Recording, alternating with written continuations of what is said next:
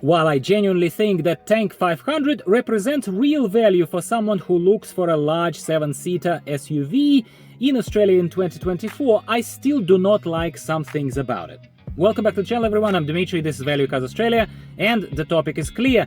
I have liked Tank 500, I have reviewed the car, translated disassembly, pointed out to you 10 things that I love about it, but today it's the time for us to talk honestly about things which I think are a bit dumb and a little bit superficial, if not to say just badly designed kind of stuff. I will leave the badly designed part to your own judgment, but I will honestly once again point out these things I don't like. The car is still almost 70 grand, okay? That's a lot of money out of pocket. So let's just be fair and honest about things that GWM could have done better and hopefully will improve in the further iterations of this kind of design of this vehicle over the next years. So without any further ado, long enough intro, but you needed context, let's jump into the things I honestly do not like about Tank 500. So the first point that I don't like about Tank 500 HEV is the small rear view mirror. Of course, it is a subjective statement, but I test drove the car, I sat in it, I took a look at it, I took a look around, and to me, the car is bulky, rather big. It requires excessive, if nothing else, visibility, especially of the rear, and this rear view mirror seems to be smaller than some. I believe, like, I didn't do any accurate measurements with a ruler over there. You can, you be my guest, but straight away it just strikes me as too small. This slit of what you can see behind is really small. I would go as far as saying that I would probably use one of those smart screens or head units to install rear view camera, switch to rear view camera mode, and pretty much have it running all the time, especially if I am driving or reversing frequently in kind of challenging conditions. So that is probably as far as I would even go, because when I test drove the vehicle a couple of weeks ago, I actually had a feeling straight away that I need to talk about it. Rear view mirror is small.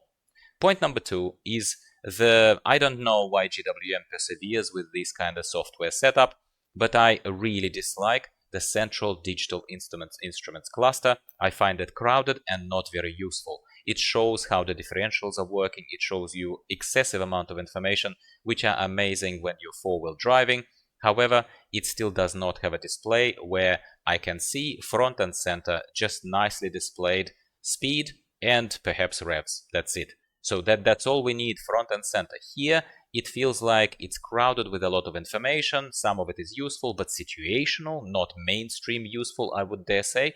And the main thing that we do need is a little bit of an afterthought, or it's kind of sharing real estate of this already not massive screen. Yeah, here for the instruments cluster, I do think that a massive, big Toyota style, or even GWM Canon Ute style speedometer is required. I do not understand why GWM is so stubborn in this setup.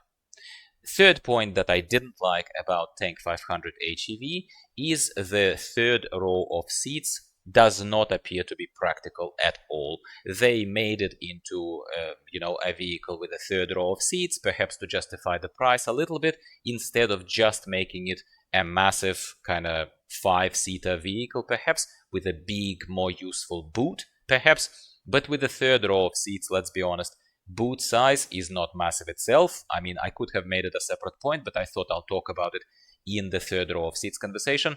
And if third row of seats is to be used, is to be unfolded, and kind of someone is expected to be sitting there, even if it's a child, unless it's a very small child, I really don't think there is enough legroom. No, I did not sit there myself personally, so perhaps I cannot say it with confidence, but I think I've seen enough folding and unfolding this row of seats to kind of just peek in there, kind of over the rear sort of backrest of this third row of seats, to be able to rather safely state here that there is not enough legroom.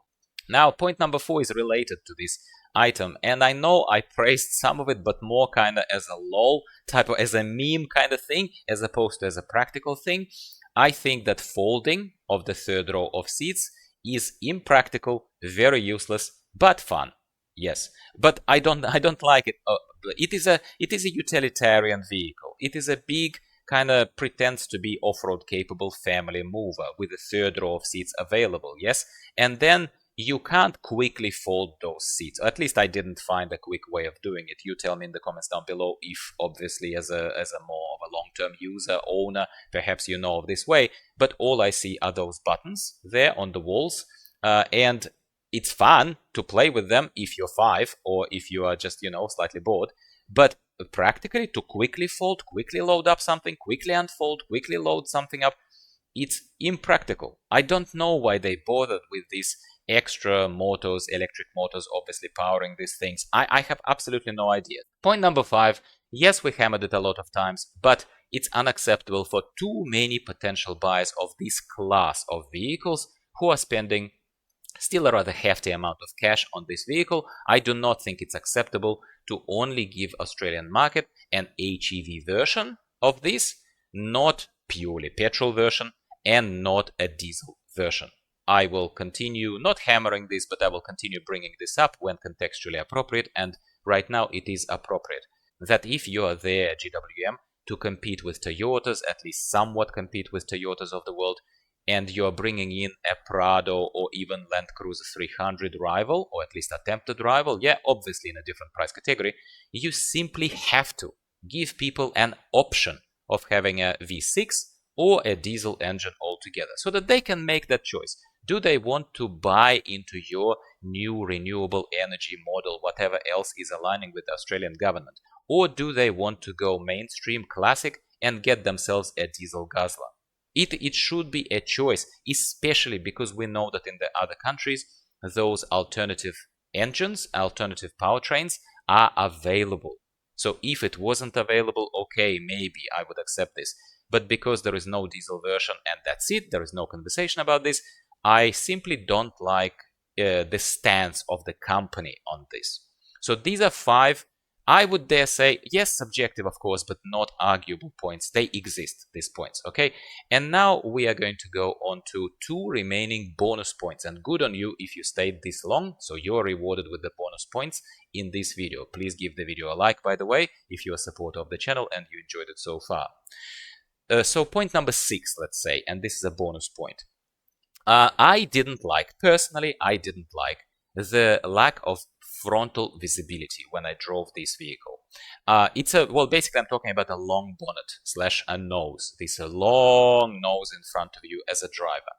Of course, I hear you and I understand that you would just say, oh, try and drive a Land Cruiser or try and drive something similar. I understand, mate. However, Land Cruiser, say Land Cruiser 300, they made this dip in the bonnet in the new one in order to improve this visibility, yeah, even so frontal visibility. And also I feel that when I drove other vehicles, including my Jeep, yeah, JKU 4-door thing that I owned, maybe not exactly to the same size, but it also had a long nose, one would argue, I had a feeling that kind of the ratio of my positioning as a driver of where I sat versus the angle of the bonnet and protrusion of this bonnet in front of me was better than in Tank 500. What I mean by that is that even though I drove four-wheel drives and I love sitting higher, I could feel like I'm sitting higher, and I will just hand on heart say to you that when I owned my Jeep, and you can see it in the dash cam footage and other kind of things, I never had this feeling. I never had a feeling of being uncomfortable with like feeling that there is this vast long nose in front of me and then there is this almost vertical drop in the front, and I really have no visibility of if there is a small child behind that nose or if there is a cat running across the street or something like that. I don't want to sensationalize and go too long about it, but it's a valid, real point. Again, subjective. You tell me how you feel. And the last point is more speculative, but let's put it under safe assumptions asterisk. It's a safe assumption that HEV, this hybrid model of Tank 500, the only one we have access to in Australia, is not going to be very petrol efficient or petrol saving, because HEVs justify their price and justify their kind of renewable energy thing by saying to you, you will spend less money on petrol. You will have to put less petrol into this, wouldn't you? Well, if Tank 300 HEV that I've reviewed at a great detail, like I've reviewed it a long time now, many times I revisited that topic, If it's anything to go by, which absolutely it should be, it probably, because Tank 500, I would imagine, reuses the same engine. Correct me if I'm wrong in the comments down below, but I don't think so. At the very least, we're talking HEV models, so let's stick to HEVs. We know that Tank 300 HEV is not boasting any particular savings on the petrol front. So again, speculative but safe assumption here is that neither would Tank 500. So this HEV is kinda unjustified. And this is it, my friends. These are the things I do not like about Tank 500. If you've been following my journey in reviewing Tank 500 over the past few months, you know that I have repeated a few key points, but there is just no way for us to dance around them. These are the points that we have to kind of be aware of if you still decide to spend substantial amount of money and buy this car. I do think it's value for money, but I think that some things can be better and some things will be confronting, especially to someone who just runs to the dealership with cash in hand, being happy that there are cars in stock to get something like this. It's a great car, but it's not perfect, far from perfect. I never kind of suggested that it is, and I think you need to be aware of that as well. If you enjoyed this video, if you found it entertaining and or educational, please do not leave without leaving me a quick like, because this goes a long way. YouTube shows it to more people, the video, then the more people that come to our little channel, the more of us here in this little club, the merrier. So please give the video a like, subscribe for more videos from me. Videos are coming to you at least at the rate of 1 video per week these days, and I'll talk to you next time about something else value cars related. Goodbye for now.